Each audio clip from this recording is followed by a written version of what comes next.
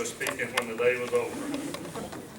I speak for myself because we had 35 at the farmhouse yesterday in the rain. And so, I didn't think they'd ever go home. They just kept eating and eating and eating. Okay, announcements. Rachel, you want to make your announcements on the birthdays? Yes, I would. Evan Steinhauser is today. Okay, And then tomorrow is Betty Rogers. all right. And then J.J. Black is on Thursday. And Victor Cart is on Thursday. All righty, all righty. We got lots of birthdays. Look like a lot of birthdays back Yes. on the board, including Jesus. And now we turn our attention to the Advent season. Other announcements. Leisha? Christmas party. Okay, because of our Lobos winning, we're changing the party date. Sorry, y'all. We're just moving it up to Friday instead of Saturday night because there's a good chance they'll still be playing. And What's we the might date? be The drunk. 11th. It'll be Friday, December 11th at 6 o'clock. And here's a list of things. We're doing the fajitas. And here's the list of things that you all can bring. Okay, So, Lisa, it's at our house. Yeah. So I'll Lisa. pass it. I'll be picking up all the fajita Yeah. meat, and then we'll take care of that afterwards. So they just need to bring the stuff with it, and I'll have it all cut up, Chris, ready to go on the Yep. big grill. Yeah, we're gonna be cooking outside. This is not gonna be like you're gonna walk in and we're gonna sit down and eat. I mean, part of the evening is going to be the cooking, so we'll kind of stand around And Chris is gonna and sing all the that. second So half. I'm gonna of start it the music. here and just pass it around.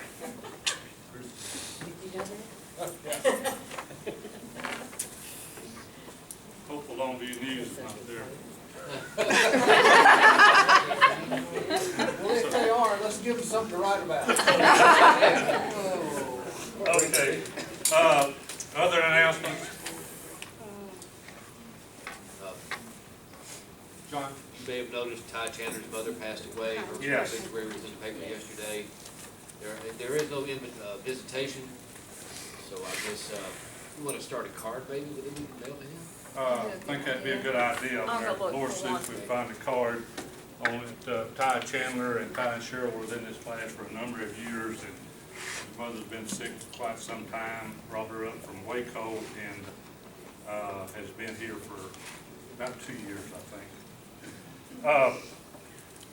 We were talking a little bit about a Christmas project, a class project, something that we were entertaining, and I'll kind of get your ideas on it.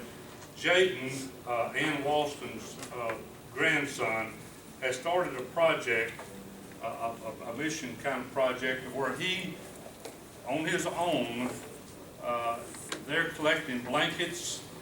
They started out kind of small, and they're collecting blankets, and I don't know who he's got working with him, but then they go out to a central site, something like the Whataburger out there in front of Sam's, and hand out blankets on a Saturday morning. They said the first time they did it, they didn't have a lot of blankets, but the blankets were gone in 10 minutes. And then the word got out, more blankets, and then again, I mean, they were gone in 10 or 15 minutes. People were standing in line waiting on blankets. So we thought, if think about the idea of maybe us getting involved in that, to where if we have blankets and that we can laundry and get or cleaned or something like that, that we could donate as a class to that project. And then maybe if we don't get enough, we can take up something and go buy blankets. But I think that's would be a worthwhile mission on it for Christmas. What are y'all's ideas? Sounds good. I like Something we want to pursue? Well, because Melissa's in here and Ann, and I just think it's a great time to do it. Yeah. I mean, look how cold it is. Right. And even a used blanket, if you'll wash it and bring it, put it in the closet, I'll take care of getting those or telling him. And then if we don't get enough, then we just might take up money or take some money out of the kitty. So you wanted to say that people start bringing blankets to the precept classroom? Yes, Put it down yes. somewhere, we'll find It it. can be any size. Any size. Any size, used, new, whatever. Just make sure it's clean. Be a thermal blanket. Yeah. And, Yeah. when do you think he'll, It could be how far will he quilt, take this, just throws. through, up till Christmas? Or- I think so, or it may be an ongoing project on the way, you know, through, but we would like to maybe do it as Christmas, and, it was a late thought on our part, but maybe we get Jaden up here Yeah. next Sunday to explain it a little bit more to us about it.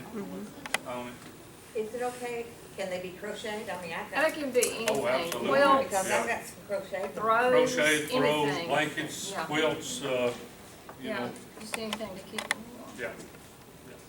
Do you Okay. know where we drop them off? Bring them up here. Bring 'em up here. Put 'em in Yeah. this And we'll just opposite- start a okay, pile, yeah. we'll Okay. just start a collection in here and, things on it, so. Okay, other prayer requests, Don? My wife's up at the hospital right now, a friend of hers, her name is Renee Cross, they gave her a week, and Bobby's been up there day and night with her, so. Wow, okay, She came to church and she left to go up there, so we need to be in prayer for that family. okay, all right, thank He's you. part of her ministry that they do, playing at the nursing home. Her husband is the leader of the band, so Okay, it will happen. okay. Lisa, did you have? Yeah, I did. I actually have a couple. Our friend Belinda Bennett, she's the mother of Alex's good friends Madison and Ariel. She found her sister dead in her apartment Wednesday night, and she had been dead a few days. So it was such a sad, sad way for that life to end. She had not been healthy. She's Chris's age. They graduated together, but bad diabetic, COPD. I mean, just had multiple issues. But just such a sad way for that to end. The funeral's Tuesday, so Tina Reynolds is the lady's name who died. So just pray for that family. And then my cousin was in the hospital last week, Bob Ray out of Marshall. He had a heart attack, but he's at home now, doing better, but probably will be having open heart surgery in about 6 weeks. And then also Andrew, our adopted son, was here with his family and just left this morning, so they're traveling back to Iowa, so pray for traveling mercies for them. He said there's lots of flooding on the road. They were in Paris, Texas, just a minute ago. Lots of flooding. Yeah. I mean, all of them are. They have, Okay, they have a new baby, a little 1-year-old. okay, So we're kind of their adopted grandparents. okay, all right. I have a whole new appreciation for all you good grandparents. In case anybody's wondering, our grandparent names are Lily for Leisha, the L-I-L-I, and Grumpus. Didn't take him long to figure that out. By yesterday, I was plenty grumpy too. Patsy? Oh, if you remember, maybe you saw it in the paper, Ty Chandler's mother died. Yeah, We're passing a card. I'm sorry. you're all right, Patsy. You were talking. That's all right, we play these here. Wanda? Let's remember those families in Colorado that lost their 3 loved ones. Yeah, absolutely. Rick? Ken and Jeanette Durham's grandson, Jeff Tate, is 18 and been diagnosed with cancer, and so there's some testing and maybe some surgery in his future, so we pray. Okay, all right, okay. We mentioned to you Chuck Fitzgerald last week, last Sunday. He is still in the hospital undergoing an extensive test to see if he is going to be a candidate for this new heart assist pump on it. They're getting close that all systems are passing, but there's one more that's borderline, and it's one of those that if he gets the assist device, he can go home and live a fairly normal life. If he doesn't get it, then he goes home and waits. So it's that critical. So Chuck Fitzgerald and his wife Mary Beth. And I think travel mercy on all those that are traveling today. That a number of people's on the road, and our son left this morning, and hopefully the weather is drying out to the south. But we got lots of people on the highways. Okay, I've asked Don if he would voice a prayer for us this morning. Most gracious Heavenly Father, Lord, thank you for this great Thanksgiving that you've given us, Lord. Thank you for the many blessings we received during this season. Lord, we ask now that you'll have traveling mercies on everyone that's traveling back from being with their family or being here just for a visit, Lord. Now we ask that you be with those people in the hospital, Renee and Lisa and them's friend that her sister passed away. Be with her, give her comfort and understanding of what's going on. Lord, Lord, most of all, we thank you for the many men and women who serve this country to give us this freedom to stand here and ask for prayer for our friends and neighbors and the thanksgiving that we give because of the freedom we have. Freedom is not free, it's fought for. So we thank you for the men and women that are overseas right now taking care of that. Lord, most of all, we thank you for Jesus, who has this reason that we have a season like this, and Christmas and Thanksgiving. But a lot of times we forget that his son is the reason we're here and that we have salvation. We ask you to be with us, give us your strength and glory. Let us go forth in this day. In Jesus' name. Well, we're coming up here, the schedules of the holiday are on your tables. You might want to pick those up and put them on your refrigerator or something, so there won't be any doubt on what times and dates and things there are. Before we get started, I want to ask a question. Okay. Since we were here last Sunday, what was the consensus, did y'all talk about the 144,000 and the multitude again anymore? I wasn't here last Sunday either. We talked about I that. understand that John taught a lesson on from Daniel, 70 weeks. Yes. Yeah, and then, the pre-post and trib. Well, I just wanted to say that, I think that there were two different groups. The more I've read, it just sounds like they're two different groups. Since I was here last, I was at a conference in Atlanta. While I was there was a book exhibit. To call a book exhibit doesn't really give you a full appreciation of it. It was 2 ballrooms full of books and publishers, etc. I tell people that those people that come and display their books, those are actually pushers, and I'm an addict. It's a very dangerous place for me to go.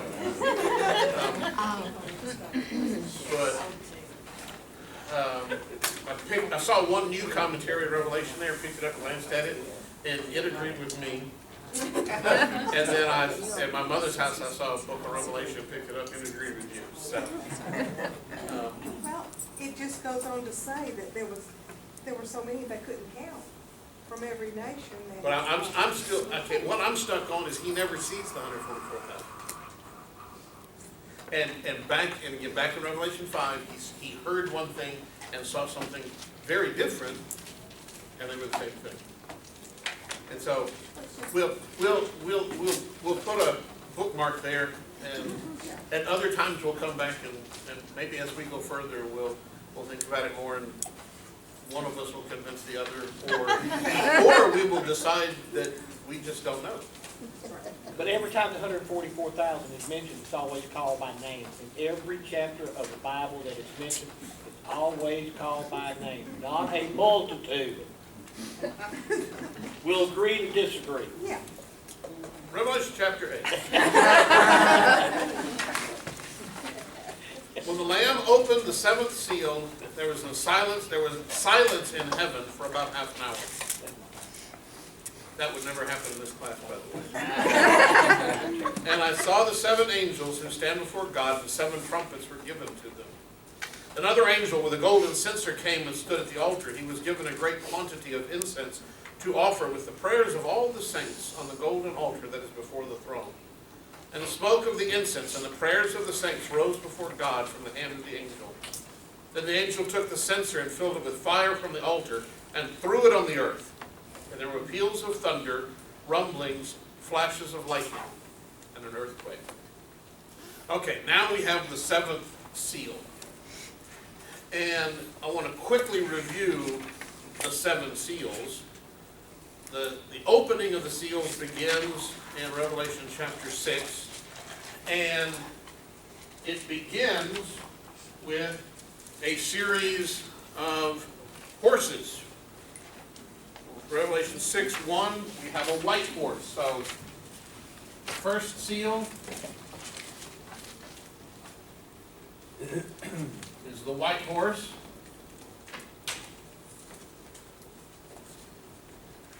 With the opening of the second seal, in verse 4, we are told it is a red horse. translation I have actually says bright red horse. The word that John used there is derived from the word for fire. It's a fiery red horse. The third, we are told in verse 5, it is a black horse.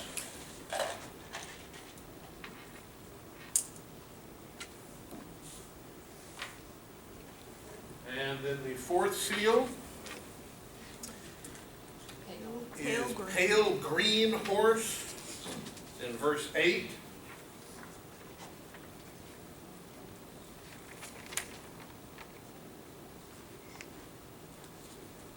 So that's the first 4 seals. Verse 9, when he opened the 5th seal, I saw under the altar the souls of those who had been slaughtered for the word of God, for the testimony they had that they had given. And so the 5th seal is the souls under the altar.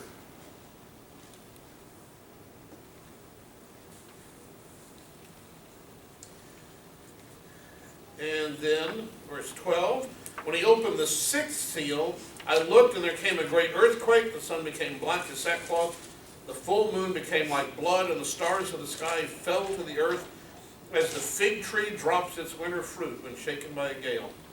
The sky vanished like a scroll rolling itself up, and every mountain and island was removed from its place. Then the kings of the earth and the magnates and the generals and the rich and the powerful and everyone, slave and free, hid in the caves among the rocks of the mountains, calling to the mountains and the rocks, fall on us and hide us from the face of the one seated on the throne and from the wrath of the Lamb, for the great day of their wrath has come, and who is able to stand? I don't know a word or phrase, short phrase that summarizes that, but it is, I don't know, cataclysmic events. Let's just say that.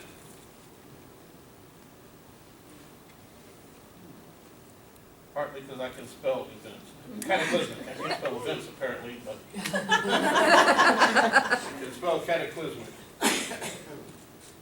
So we have these cataclysmic events that occur, and then we have the paragraph, chapter 7, which is an interlude or an intermission.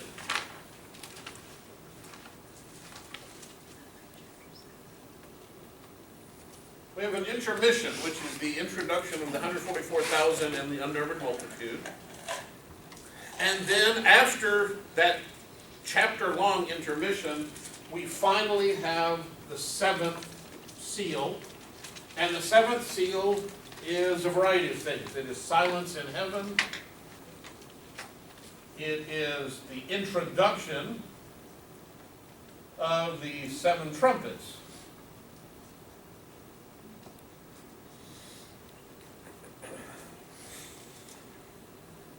Chapter 8, verse 1, when the Lamb opened the 7th seal, there was silence in heaven for about half an hour. And I saw the 7 angels who stand before God, and the 7 trumpets were given to them. And then we have a little bit more that follows that. We'll just understand that comes in there. Part of the point I wanted to make is to see how there's a sort of structure to these 7 seals. We have a recognizable division between the first 4 seals and the 5th seal. The first 4 have something very clearly in common, the 4 horses. The 5th seal is not a 5th horse, it's something different.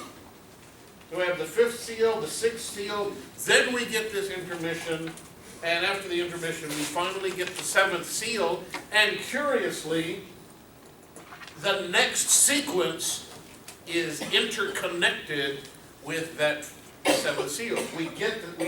We are introduced to the 7 trumpets as the 7th seal is opened. And so when we encounter these judgment sequences, seals, then trumpets, and then finally bowls, perhaps these are not independent events. These are not isolated sequences.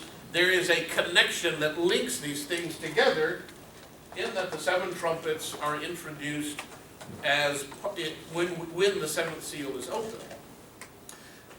What else is there about this 7th seal? When the Lamb opened the seventh seal, there was silence in heaven for about half an hour. And I saw the seven angels who stand before God, and seven trumpets were given to them. What is that? What is the silence all about? There was a tradition in Judaism in the first century that on a weekly basis, on the Sabbath day, that heaven would fall completely silent.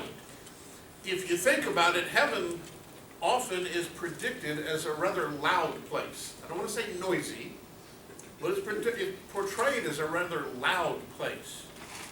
In Isaiah chapter 6, you have the seraphim saying, "Holy, holy, holy is the Lord God Almighty. The whole earth is full of His glory." And as they say that, what happens?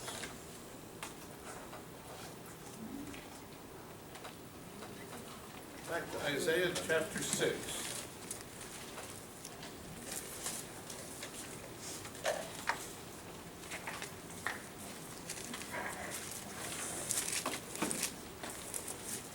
So all the elders fall down before God and worship. And They cast their crowns before the throne. that's Revelation chapter 6. The Or doorpost, Isaiah chapter 6. the doorpost and threshold shook. The doorposts and the thresholds shook By the sound of their voices. by the sound of their voices. And the temple was filled with smoke. Yeah. As the seraphim proclaimed the glory of God, you don't just hear it, you feel it. It vibrates within you, it vibrates the building itself, the temple itself.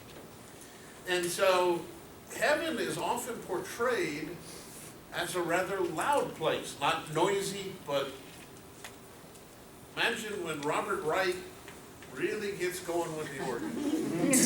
He really gets the organ cranked up. I really like it. And you don't just so much hear it as you feel it. When you can feel it vibrating in your chest, that's when you know we're getting our money's worth out of that organ. That's what heaven is like. It's not noisy. It's not a cacophony. It's not an ugly sound. It is a glorious, beautiful sound, but it's loud. And once a week, according to this Jewish tradition, once a week, God decreed that heaven would fall completely silent. Why do you suppose, once a week, God would decree that heaven would fall completely silent? What's God doing during it? No. Well, maybe in a sense, but not because He's tired. Anticipation. Is He showing patience? Look at what it says, starting in Revelation 8, verse 3. Another angel with a golden censer came and stood at the altar. He was given a great quantity of incense to offer with the prayers of all the saints on the golden altar that is before the throne. And the smoke of the incense with the prayers of the saints rose before God from the hand of the angel. Why does God want it to be silent? It's a time of prayer, right? Because his people are praying, and what does God want to be able to do? He Hear them. wants to listen carefully to the prayers of His people. That is what the Jewish tradition says, and I think that's what we're being told here. In the midst of this climactic judgment, these cataclysmic events, remember what happened with the sixth seal. You have earthquake, the sun became black as sackcloth, the moon became like blood, the stars of the sky fell to the earth as a fig tree drops its winter fruit when shaken by a gale. The sky vanished like a scroll rolling itself up, and every mountain and island was removed from its place. You've got all this happening, and then all of a sudden, complete silence. And God is listening to the prayers of His people. That's the symbolism of the incense altar that was in the temple. You look at the design of the tabernacle first and then the temple. The the main part of it, you've got the holy place there, and you have the Holy of Holies here.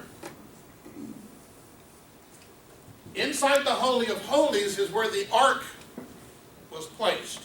Symbolically, that was the throne of God. That's where God was understood to dwell. That represents, symbolizes God's presence in the midst of his people. And only the high priest was allowed to enter the Holy of Holies, and he could go there only on the Day of Atonement. So it is a very holy place. Holy of Holies means, in Hebrew, is another way of saying the most holy place.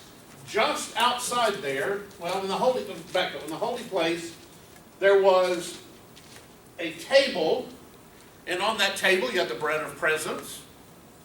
There was a lampstand, menorah, over here, and right over here, you had the golden altar of incense, and every day, a priest would go remove the ashes from the previous day, place new fuel into that altar, and then on that altar would be placed incense, a fragrant incense, so that the incense is symbolically rising up immediately before the presence of God.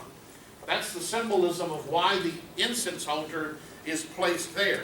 In the Old Testament, incense typically represents the prayers of God's people. Because you burn the incense, it rises up to God. It has a pleasant fragrance because you want it to be pleasing to God. And so all of that is wrapped up in the symbolism of the temple, the tabernacle, and then the temple. And then that seems to be what John is saying here. When the seventh seal is opened, God's in the midst of all that God is doing in judging rebellious humanity. God says, okay, pause for a moment, because I must listen to the prayers of my people. That's that Jewish tradition about the silence in heaven, and that is what it says there in verses 3 through 4. That the angel offers incense with the prayers of the saints. You had a question? Yes, I just want to add that, I think, pretty why it's so noisy or loud, because isn't it, they say that everybody's always singing and praising in heaven? Yeah. It's the hymns and the exclamations of praise that make it such a loud place. That's why I don't say noisy. To me, noisy is a bad thing. But loud to me is like when Robert Wright really gets going on the organ. It just, you feel it all the way through. And that's some of what heaven seems to be like. And then imagine in the midst of one of those tremendous chords being played on the organ, Robert Wright takes his hands away completely and is completely silent. You wouldn't have noticed the silence so much if it hadn't been for what had preceded it. But that intense sound suddenly goes away, and you're left with this silence where God is paying special attention to the prayers of his people. I think that's a tremendous hope for us. That in the midst of all the rest of the stuff that's going on, God deems it important enough to tell everything else to stop. Because he wants to hear what his people are saying, what his people are asking. Now, after that time of the silence, I think it's after the 30 minutes of silence and the incense rising up before God, then verse 5, then the angel took the censer and filled it with fire from the altar and threw it on the earth. And there were peals of thunder, rumblings, flashes of lightning, and an earthquake. What does that sound like to you? Yeah, it sounds like wrath. It sounds a lot like the cataclysmic events that happened with the sixth seal. We're getting some more of that here. It sounds like God's judgment upon those who are committing acts of evil on the earth. perhaps what it is that God has heard the prayers of his people who are suffering at the hands of the wicked. And having heard those prayers, God then pours out wrath upon those who are in rebellion against God.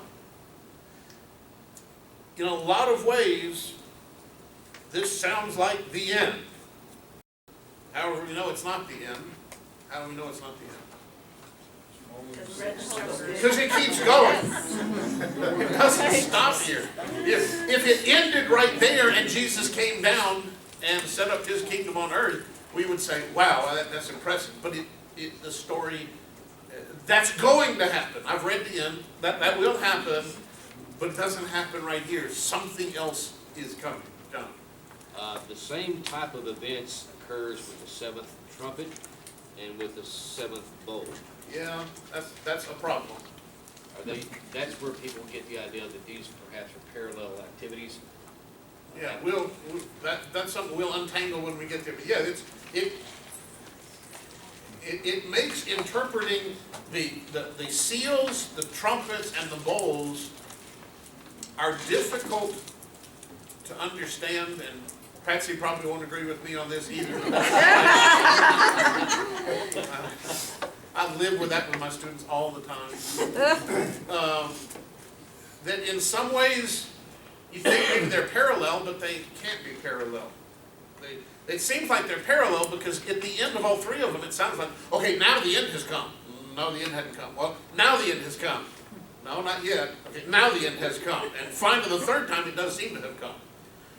So maybe they're all parallel, but how can they be parallel? Because the seventh seal introduces the seven trumpets. So that sounds like they come one after another, and yet they also sound like they come all parallel to one another. And so we'll talk about that a little bit later, and I'll tell you what your choices are. And you may think of some new ones. Let's start looking at the seven trumpets now.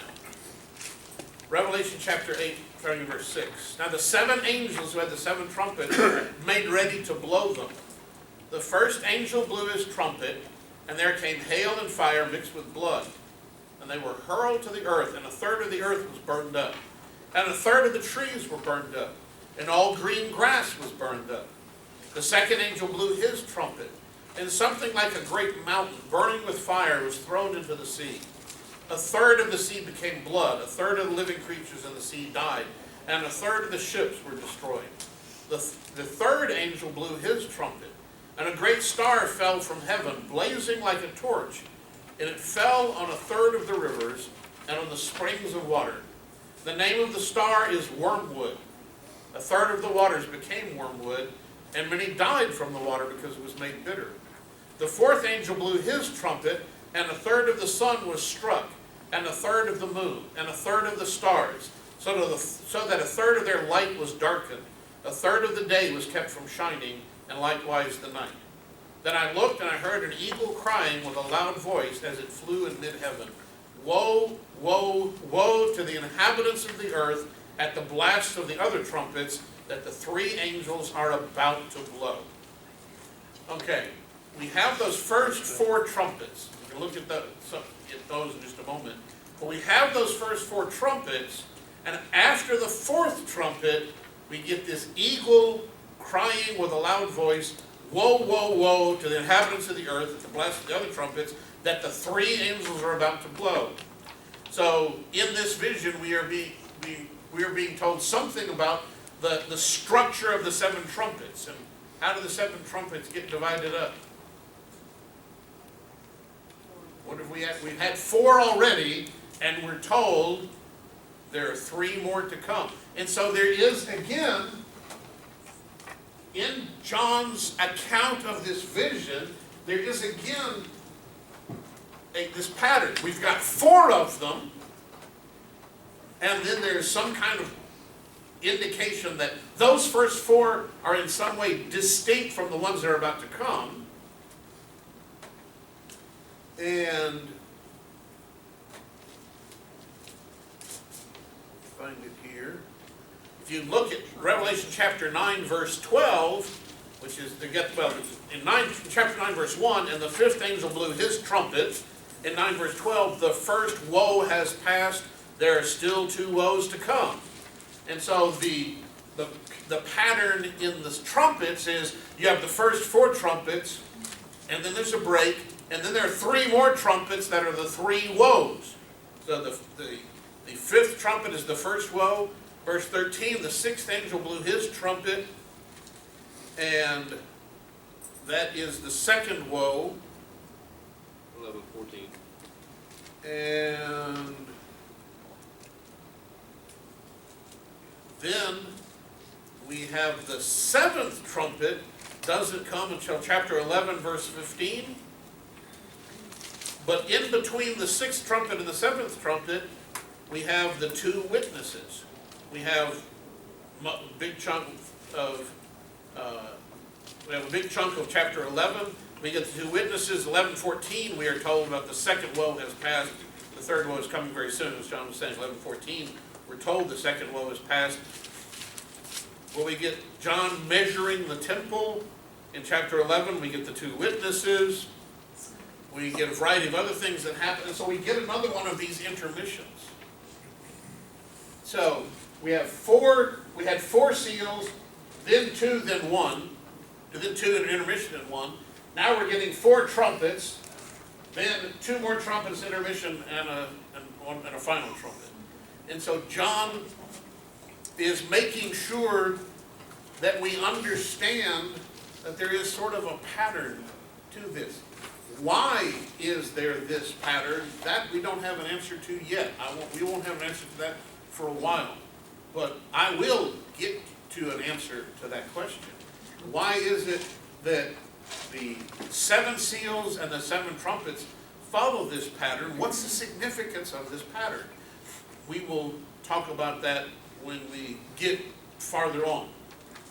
And don't worry, I won't forget it. If you think I've forgotten it, you can ask me and I'll tell you whether or not we've gotten there yet. Okay, if we back up now to those first 4 trumpets and look at what we are told, we just take all of them together. And that's not a whole lot different from what we did here. There was a lot of commonality between the first 4 horses.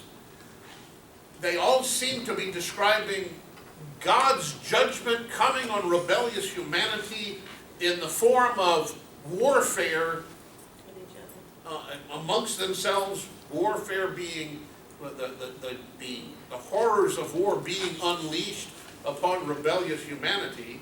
And so, although there are 4 of them, they're all related to one another. Well, let's look at the first 4 trumpets. What do we have there? We have hail and fire that comes down upon the people. We have water turning into blood. We have water becoming bitter. And we have the sun and the moon darkened. I've heard a story like that before. Does anybody know what story I've heard like that before? It sounds a lot like the plagues on Egypt. It's not exactly the same. It is not exactly the same. Now, having said it's not exactly the same, one of the previous lessons I made the point that there's a lot of imagery in the book of Revelation that is parallel to imagery in the Old Testament, but it's never exactly the same. There's always something different about it. And so, it's similar, but God is doing something different. What is the significance of the similarity? And it seems very clear that we're supposed to recognize the similarity here. When we get to the 7 bowls, which will take us a little while because the break between the 7 trumpets and the 7 bowls is fairly long. When we get to the 7 bowls, we're going to see this again. That there's a lot of similarity between the 7 bowls and the plagues on Egypt. So the 7 trumpets and the 7 bowls share that characteristic. They're very similar to the plagues on Egypt. What is the point of that? What was God doing in those plagues? motivating Pharaoh to release the Hebrews. One of the purposes was to bring redemption, release to God's people.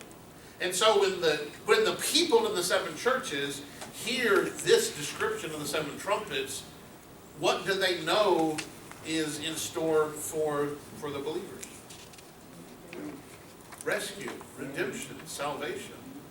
This God who is doing all of these things is performing these acts in order to rescue us. Okay, that's right. Yay, that's good. There's something else that God was doing in the plagues on Egypt. What was it?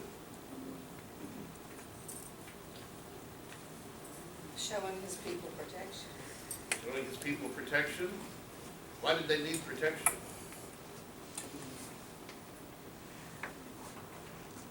Why do we need protection? Well, he's also bearing witness Bearing witness to what is he bearing witness? to the unbelievers. To unbelievers. So we need protection from unbelievers. Why do we need protection from unbelievers? For the evil. Because among the unbelievers are those people who are committing the evil acts that God despises. One of the you can't make an exact parallel, but if you go back to the plagues on Egypt, there are a number of interesting characteristics. The people of Egypt treated the Nile River as a god. They worshipped the Nile River as a god. The Nile River gave life. If you look at a Google Earth image of Egypt, you see mostly desert, but there's this strip of green that runs right through the middle of it. Stuff grows right through the middle of Egypt. It doesn't grow east of there, and it doesn't grow west of there. Why does stuff grow in that strip right through the middle of Egypt? Water. The Nile River. It brings water, it brings life. In ancient Egyptian religion, they worshipped the Nile River as a god. What did God do to the Nile River? Turned it to blood. What does blood symbolize? Death. The god of life for the Egyptians was turned into death.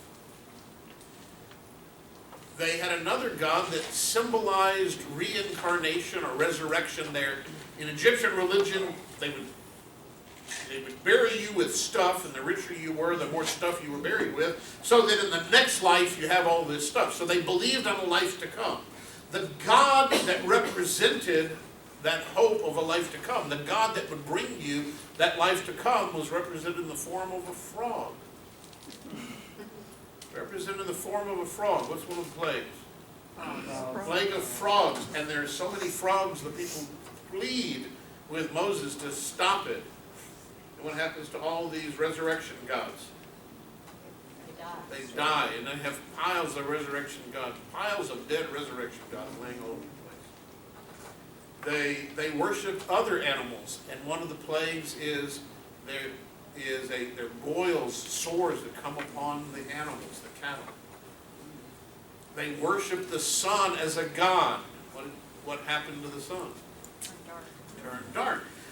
There seems to be a pretty clear message in the plagues on Egypt that those things you worship as a god, they cannot help you.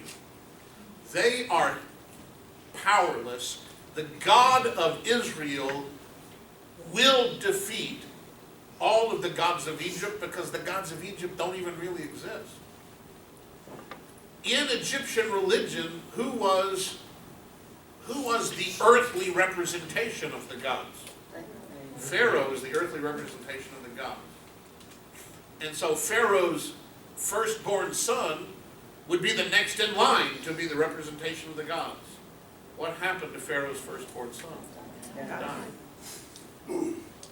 There is a message of judgment upon the people who insist on living in rebellion against God.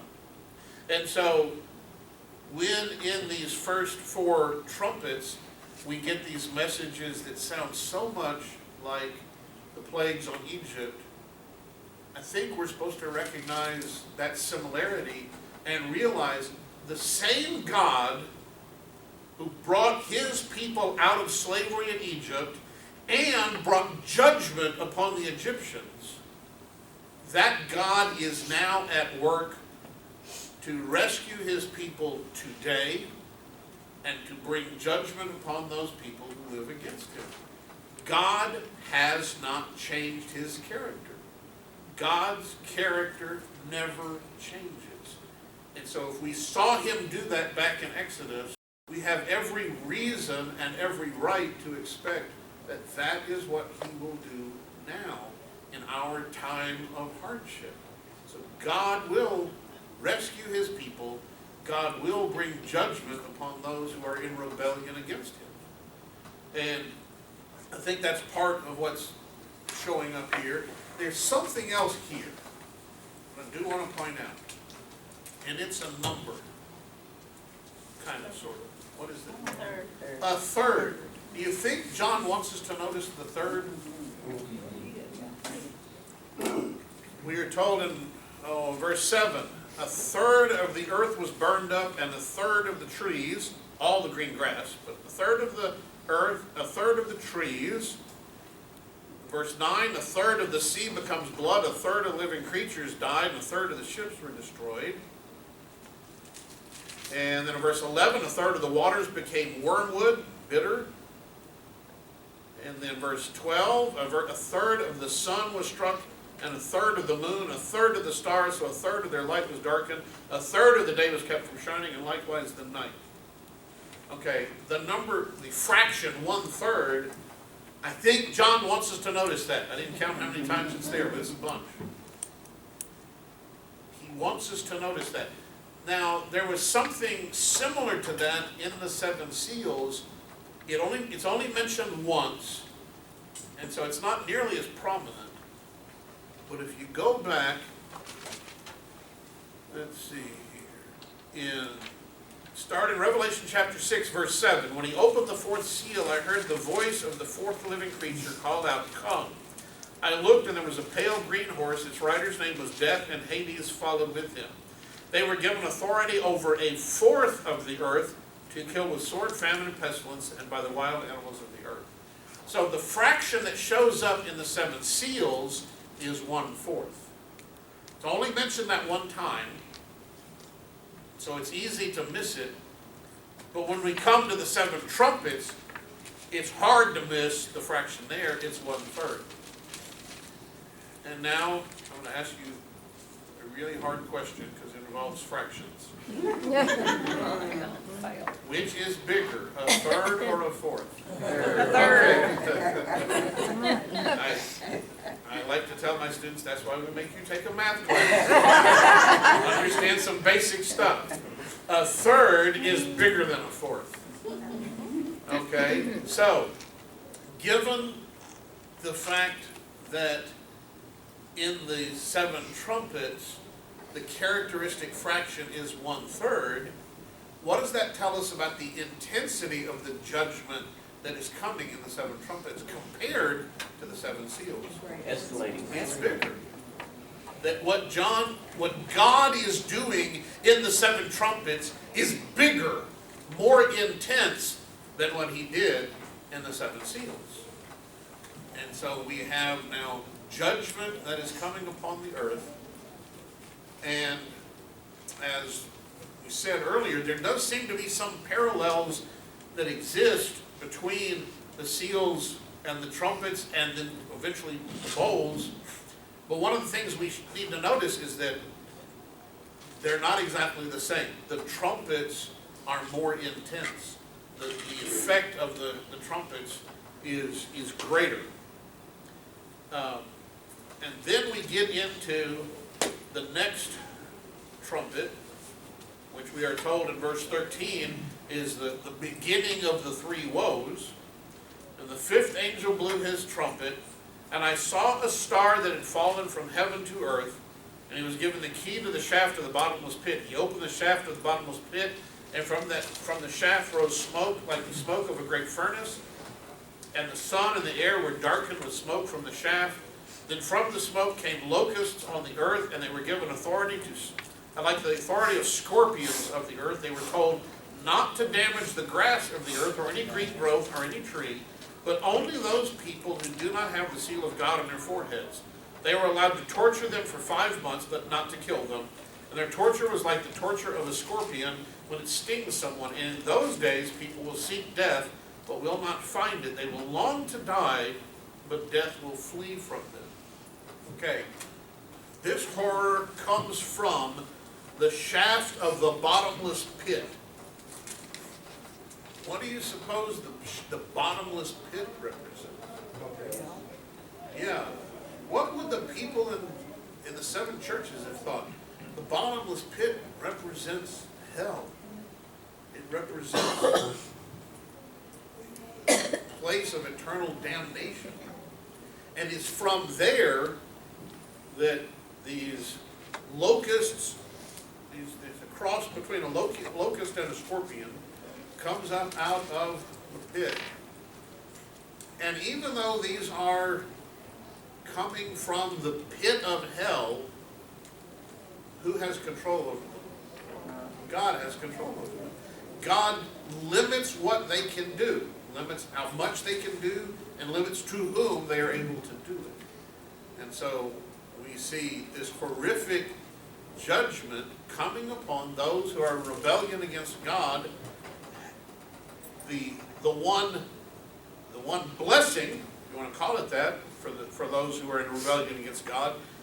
Verse 5, they were allowed to torture them for 5 months. The 5 months part is good, but not to kill them. I'm not sure that's so good, because when you're facing that kind of torment, sometimes you wish you would die. But it's 5 months. 5 months is an extended time, but it's not forever. And so we have that. Now, John, you had a comment? Yeah, in the first century, just for my clarification, was there a separate concept for paradise and hell, hell being a place of torment? And when did that evolve from Hades, which is more or less just a dark place where all the dead go? In the Old Testament, all we seem to have is this idea that when people die, they go to Sheol, and the Hebrew term, Hades is the Greek term. They just all go there, and we just don't know. Now, in the Greek world, they also had this idea of a place called Tartarus, where people would be tormented. I'm not sure how it was determined who got put in Tartarus instead of just Hades, but it's not a good place to be. In the New Testament, you still have these references to Hades, but you start seeing references to a place called Gehenna, Gehenna is actually taken from a Hebrew term that means the Valley of Hinnom, the Hinnom Valley, which was the garbage dump of Jerusalem, and there was always a smoldering fire there, and it was an atrocious odor. And that word comes to be a place where it's not just that you're dead, it's that you are enduring torment. And so there, sometime between the end of the Old Testament and the beginning of the New Testament, there is a recognition that there is some subdivision within the afterlife. You see that in Jesus' parable of the rich man and Lazarus, that Lazarus is in the bosom of Abraham, the rich man is in torment, and the rich man is fully aware that Lazarus is fine. Lazarus, you never know that whether or not Lazarus knows anything about the rich man. And so from Lazarus' perspective, everything is fine. From the rich man's perspective, everything is horrible for me, but Lazarus is okay. So you start to see that division. I know in the Greek world, there's near Laodicea, across the valley from Laodicea, there's a city called Hierapolis. And Hierapolis in the ancient world was known for its thermal hot water springs. And there is a spot there in Hierapolis where fumes would come up. Water wasn't coming up from that particular opening, but sulfurous fumes were coming up. And in Greek mythology, they understood that to be one of the entrances into Hades. and nobody wanted to go there. You avoided that place. It was treated as sort of a holy place, holy in the sense that it's set apart. You treat it with respect, but you don't want to go in there. And so when John describes this bottomless pit, I think the people in the seven churches very immediately recognize this is connected with the torments of the afterlife that are there for those who have been in rebellion against God. Well, now these locust scorpions come out of it, and they are attacking the people who have been in rebellion against God. Would the fallen angels have been kept captive there? Or is that unknown where they were kept captive?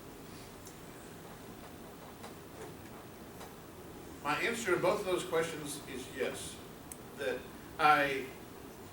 we're not really told where they're kept captive, but I think that's where it is.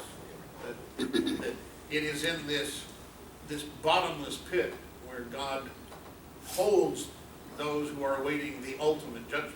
The ultimate judgment hasn't come yet, and God is holding them there in anticipation of that ultimate judgment. Is a month, when they say 5 months, is that as we know a month now? Generally, their months in the Jewish calendar, months were lunar months, and so it would be one cycle of the moon. In the Roman calendar, they actually numbered the days, and we actually today follow what amounts to the Roman calendar. We've monkeyed with it a little bit, but we essentially follow the Roman calendar. So a month would have been what we call a month. What do you think the significance of 5 months? I don't really know. I don't know why 5 instead of 4 or 6.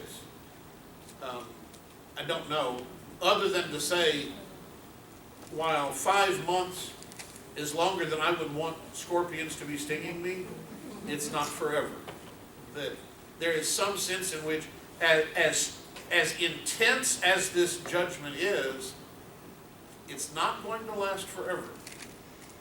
There's going to be a moment at which this phase of God's judgment will end. Now, something else will come, but that leaves us with the question, okay, if God's going to do this, but do it just for 5 months, why only 5 months? What comes next?